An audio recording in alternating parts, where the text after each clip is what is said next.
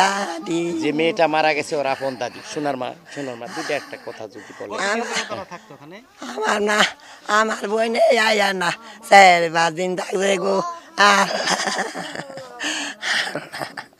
4-5 দিন গেছে গা চলে গো আমার বোনের স্কুল খোলা হয়েছে গো এই স্কুলে মৃত্যু হইল গো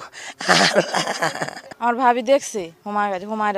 হুমায়রা এলো আপেল নাকি জানি এটা খাইতেছিল টিফিন দিয়ে দিছিল আর মা বলছে যে আম্মু আমার যদি 1 মিনিট দেরি হয় তুমি বাইরে বেরোও না তুমি ওইখানেই থাইকো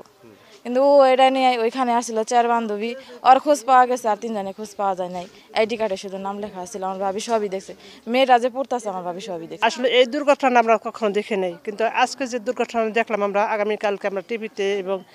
এই টিকটকে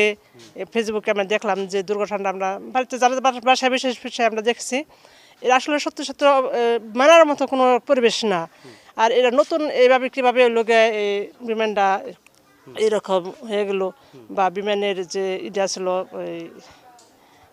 পাইলটটা ছিল সে পাইলটটা মারা গেলো কারণ নতুন এভাবে করে